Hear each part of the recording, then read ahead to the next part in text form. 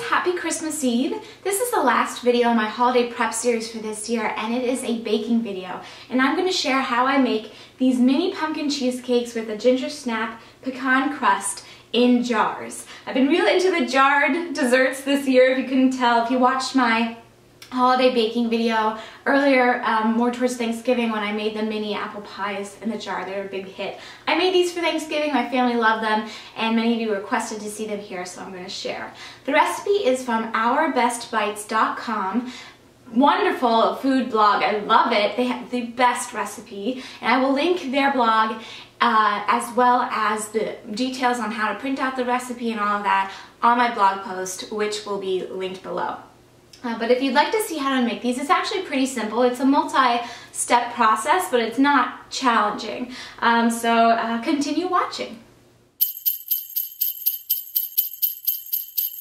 For this recipe, there are 3 parts. There's the crust, the filling, and the topping. For the crust, you will need 1 3/4 cup of ginger snap crumbs, which is from about 30 cookies, 6 tablespoons of melted butter. I used unsalted, 3/4 cup of ground pecans, and I'm going to use my Cuisinart food processor to crush those things. For the filling, you need 3 8-ounce blocks of cream cheese, 3/4 cup canned pumpkin puree, 6 ounces of melted white chocolate, which is about 1 cup of white chocolate chips, which is what I'm using, 1 cup of sugar, 3 eggs, 2 teaspoons of vanilla, 1/4 teaspoon of nutmeg, 1 1/2 teaspoons of cinnamon, and 1/8 teaspoon of cloves, powdered cloves. And then for the topping, you'll need to use 1 cup of whipping cream, which I didn't pull out, it's in the fridge, and 4 tablespoons of powdered sugar, 1/3 cup of roughly chopped pecans, which you can either toast or caramelize, and 2 tablespoons of jarred caramel sauce. You'll also need a large roasting pan and your 1/2 pint jars. I use the Kerr kind because they're shallow and wide. So today I'm going to focus on showing you how to make the crust and the filling. I'm going to use my food processor to crush my ginger snaps, and I'm just going to run it just until they're ground. And I put in the whole box of cookies, and I just have this much left, and I have exactly what I need. So that worked out really well. So I'm just putting that in the bowl and putting it to the side, and now I'm going to crush the pecans. I don't bother cleaning the bowl between this because they're all going to be incorporated into the same crust, but I will clean the bowl after this. But I'm just going to pulse in, alternate between on and pulse for this as well. We want about 3/4 cup of these. So once again, I actually measured out 3/4 cups of nuts, or a little bit more to be honest. And I find it's just about, usually, it's just about. Doesn't have to be terribly exact. All right, now I've got my pecans and my ginger snap crumbs all together. I'm just kind of mix them together a little bit here. They're gonna get very well incorporated once I add the other ingredients. So now I am going to put in the brown sugar and butter as well. So I'm just gonna pour in the 6 tablespoons of melted butter. Put that all in there. And I have 3 tablespoons of brown sugar. And I'm going to incorporate this. Okay, I think that's about done. Now I'm going to put that aside and work on the filling. In the meantime, I am preheating my oven to 350. Before I start working on my filling, I need to melt my chocolate chips. So I'm putting them into a microwave-safe bowl that has enough room so that I can mix them while they are heating up. And I'm just going to heat them up in the microwave. Now I'm going to do this in 30-second intervals, stirring in between each time. While my chocolate is heating in the microwave, I am also heating up a full kettle's worth of hot water on the stove, and this is to create the water bath that we will need for this cheesecake. So I want the water to be boiling by the time my cheesecakes are assembled. Now I've got all of my ingredients ready to make my filling. So first of all, I've already placed my 3 8-ounce blocks of cream cheese in my mixing bowl, and I let them come up to room temperature first. Now I'm going to mix those with the 1 cup of sugar. Just going to add my 1 cup of sugar. And then I usually start on low and then work my way up to high. Well, in this case, to medium high.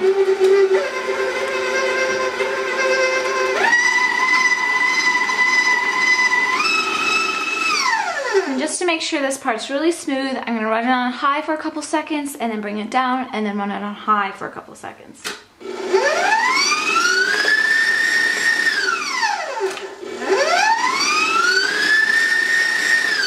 going to run it on medium and add my eggs one at a time, letting them incorporate between each adding. After the last egg has been added, I'm going to go ahead and just do a quick swipe around the bowl with the spatula to make sure that I don't have missing any big clumps of cream cheese. And I try to get in between the rungs of the mixing attachment as well. So we want everything to be really, really nicely incorporated and as smooth as possible for a nice, smooth, creamy filling. And again, I'm going to run it on high for a few seconds and then low and then high and then low. Now I think it's okay if it's a little lumpy, like there's some tiny lumps in there. That can happen. It's not a big deal. Now at this point, I'm going to be adding the majority of the rest of my ingredients, including the pumpkin. This is 3/4 cup of canned pumpkin puree that I am adding in, as well as 2 teaspoons of vanilla.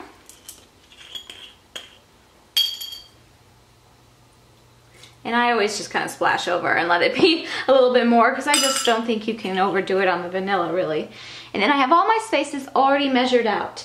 I have 1/4 teaspoon of freshly grated nutmeg, 1½ teaspoons of cinnamon is what the recipe calls for, but I put in 2 teaspoons because I like a little extra cinnamon, and 1/8 teaspoon of powdered cloves. And I'm just dumping those in, and now we're going to incorporate all of that together. Again, because there's some powdered things in there, I'm starting low, and then I'm going to work my way up, probably to about medium, maybe medium high.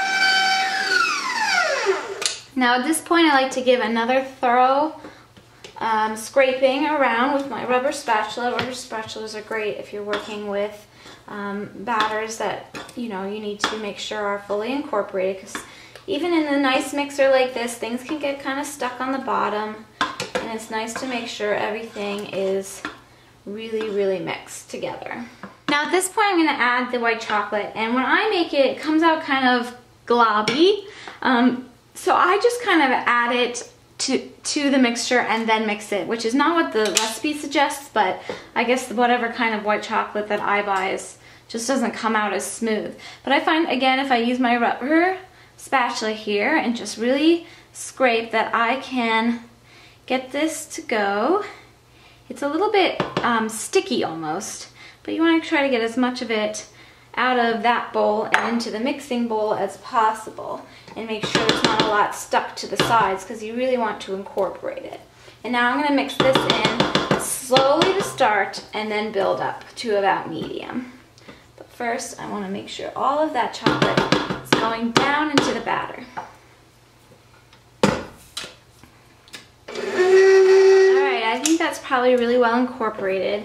I'm just going to do another swipe around just to make sure. It seems to me to be the right texture, the right consistency. There's a few little chunks of pumpkin and some cream cheese little balls, but they're very small and they're really just going to melt in the baking process.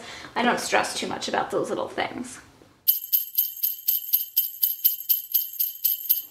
So now what I want to do is fill each jar with the crust at the bottom, and I'm going to use about 2 tablespoons. I think that's what I did the last time I made this, and it seemed to work out pretty well. And I actually just used my tablespoon itself to gently press the crust into the bottom. And as you can see, it's about 2 tablespoons of crust in there. And again, it doesn't have to be like perfectly level or anything. These are really kind of just cutesy, fun desserts. Anything in a jar is kind of cutesy and fun, in my opinion.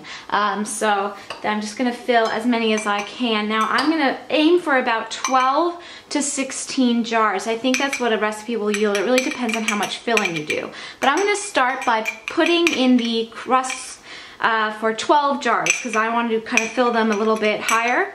But I did make one full recipe using 16 jars for Thanksgiving with great success. So I'm gonna finish this and then we will put in the filling. Okay, so I have 12 jars, like I said, starting out. I have plenty of crust left to make at least 4 more jars if I were gonna make 16. But I'm gonna start with 12 and see how far I can get. Now I have a 1/4 cup capacity scoop here. This is like a really large ice cream scoop. And that's what I'm gonna use to fill my jars, just to keep them pretty even and neat. So I'm just going to use the side of the mixing bowl and plop one in. And I'm actually going to do 2 plops in each one, but I'm going to start with 1 because you always like to start with 1. It's easier to add filling than it is to take it away. So I'm just going to fill each jar with 1 scoop and then we'll see where we are. By eyeballing what filling I have left and my jars, I think I can do an additional 1/4 cup scoop. So I'm going to go ahead and do that with my 12 jars. Now if I was just going to be doing 16 jars, I'd obviously add less. Okay, that worked out perfectly. Now I'm just going to kind of tap gently on the jars to level them out a bit and start putting them in my roasting pan. I'm going to put all but 2 in because I'm going to add the hot water now, but I'm actually going to bring this over to the stove because you have to be very careful when you're using a pan with boiling water and a water bath. It's very easy to burn yourself on the oven or on the pan itself. So I like to do it as close to the oven as possible, but before I do that, I just thought I'd give you a look at what the completed jar looks like. I just think it looks really nice from the outside. You can make these in 1 cup capacity oven-safe ramekins as well. But I like the jars because then you can actually, after they're chilled, you can deliver them with the jars, with the lids on and everything. So let's go put the hot water in. I can hear it is boiling on the stove. I've got my kettle full of hot boiling water and 10 out of my 12 jars in here. And I actually, when I made this initially, I fit 16 jars in it. It doesn't matter if they're touching, and you don't have to worry about the glass breaking because these are canning jars. They are made to sustain high heats. I haven't had trouble with any of that so far. And it doesn't, like I said, it doesn't matter if they're touching each other either. You want to fill this up so there's at least about 1 inch of water in the pan.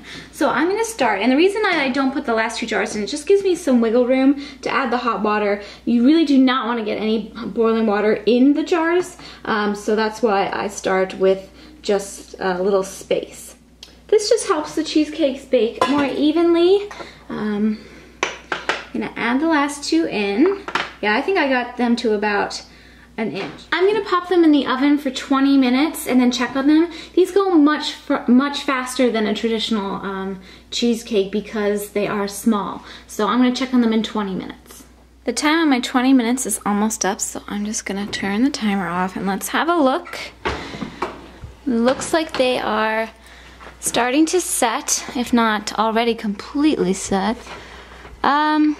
So what I'm doing is I'm just jiggling the jar a little bit. I don't want to splash the water. I think they only need about 5 to 10 more minutes, so I'm now going to do 5-minute intervals, checking them, and you know they are done when they're still slightly jiggly in the center, but mostly set everywhere else. Okay, I just had them in for the additional 5 minutes, so it was 25 minutes total. They are done, and they look really nice. They puff up just a little bit, but the water bath helps them to not crack. But it doesn't matter because we're going to put a whipped topping on. So I let them cool in this pan for only about 5 minutes, and then I use these really small pot holder, kind of like finger pot holders I have, to lift each jar carefully out of the hot water bath and put on a wire rack to cool. They are going to continue cooking in there. So I'm actually, in just a couple minutes, I'm going to do that. But then I let this pan come all the way down in temperature before I dump the water out and clean it, because you can really hurt yourself with the hot water bath. I can't emphasize that enough. So in just a couple minutes, I'm going to take the jars out and let them cool to completion on the wire racks. These are my little finger pot holders. They were actually a gift, but I believe they were from Sur La Table. And I'm just using extreme caution because the jars are still quite hot, so you don't want to use your bare fingers. But these are thin enough that I can reach into the pan without dipping into the top of any surrounding cheesecakes and pull them out of the hot water so they can stop cooking and start cooling. You also want to be careful not to drip any water off the bottom onto the top of any of the cheesecakes. So I'm going to leave this just as is. I'm not going to touch the pan. I'm not going to touch cheesecakes for at least an hour, and I'll come check on them. Okay, it's a little while later and the cheesecakes have come all the way down to room temperature. They're definitely done. And all I'm going to do now is put the lids on.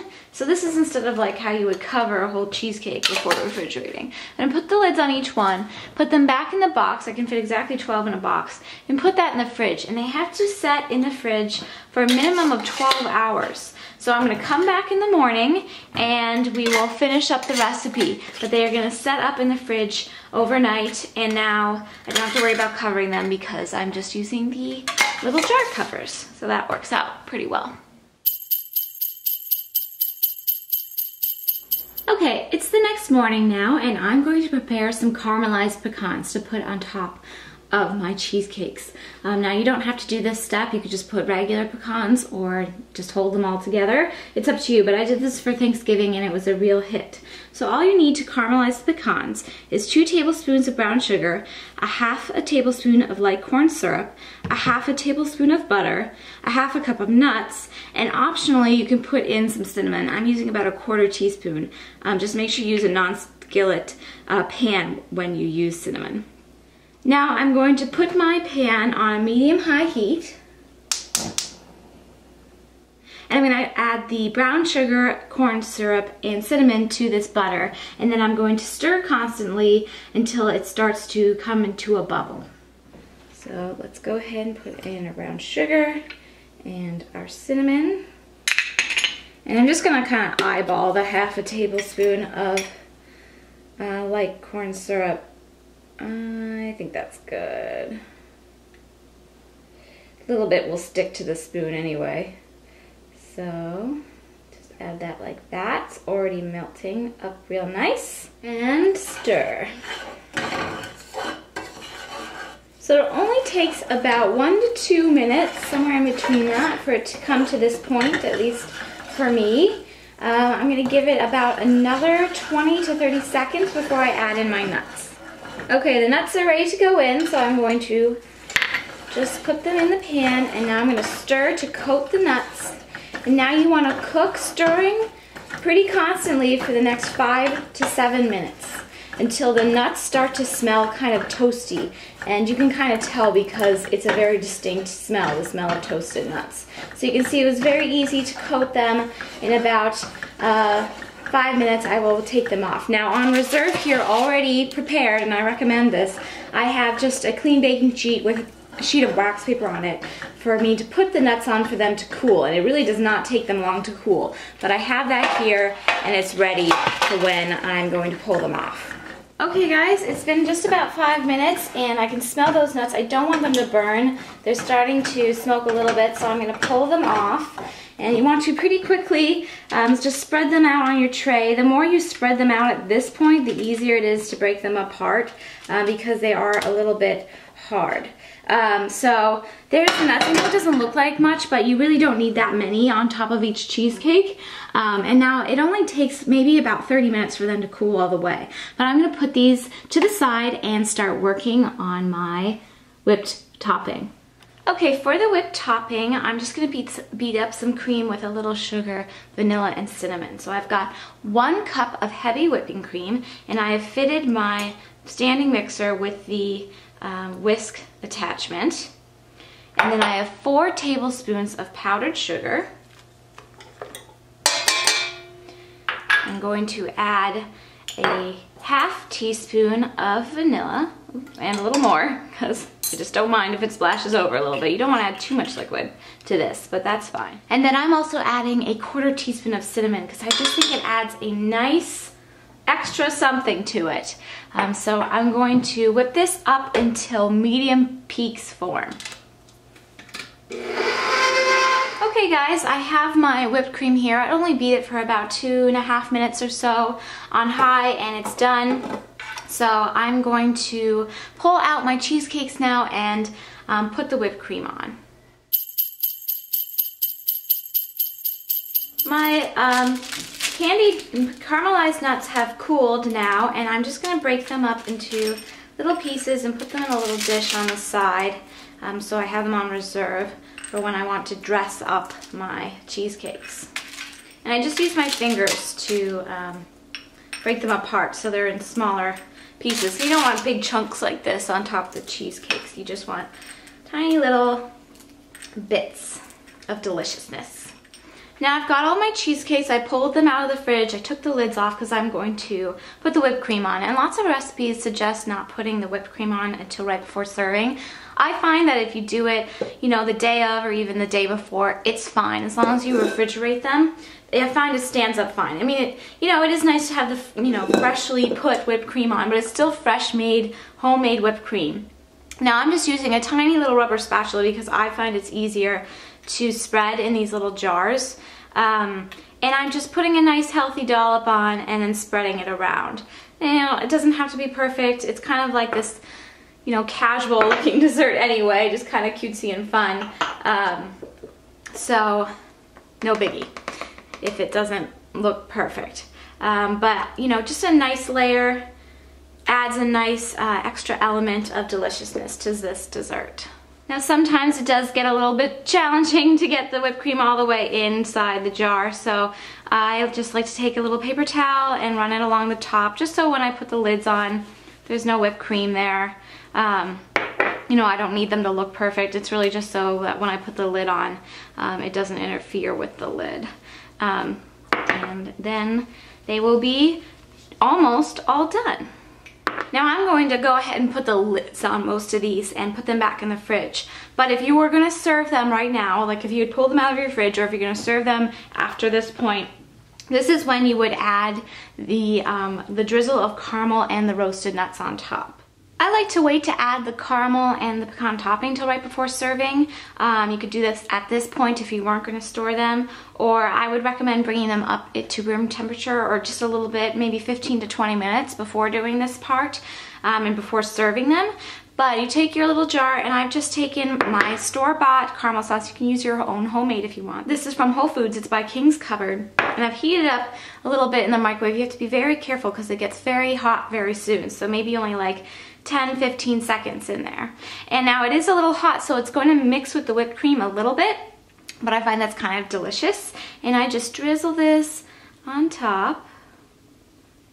And, you know, you put on as much or as little as you want. I put on kind of a lot. That's all right. And then you take your candied pecans and you just add those on top. And it's more for flavor than looks. I mean, you know, I think they're cute, but they're not like the most beautiful dessert you've ever seen, but you will not believe how delicious this is. So I just add a few so you get a little crunch in with your cheesecake, and there you have it, all done. Well, I hope you guys enjoyed seeing how I make these. As you can see, it's not that complicated. It just takes some time, and there's a few steps you have to follow. But they are so delectable. I love having the dessert in the jar. It's just so fun, and it's actually really easy as a hostess to just give people desserts in jars because it makes less mess. From like cutting a pie or a cheesecake to having additional plates. I mean, you could put a little plate or a little napkin even under this. I think you could give these as gifts, but you'd have to make sure they stay refrigerated. I just think it's a sweet idea, and I love how you can just put a lid on it and stick it in the fridge and you're good to go. So I'd love to know if you guys make these, how they turn out, how you think about them. Let me know on Twitter or on Facebook. Links to those where you can find me at those places are always in the more info bar below, as well as I mentioned earlier, the blog post where I will have the recipe and the link to the original recipe in that blog. That is so awesome, and I think you should check out ourbestbites.com. It's so cool. But these are really, really tasty, and this is what I'm serving my family tonight for Christmas Eve supper for dessert. So I hope you guys have a very merry holiday. I will see you again in the new year. I hope you enjoyed my holiday prep series this year, and take care, you guys. Thanks for watching. Bye.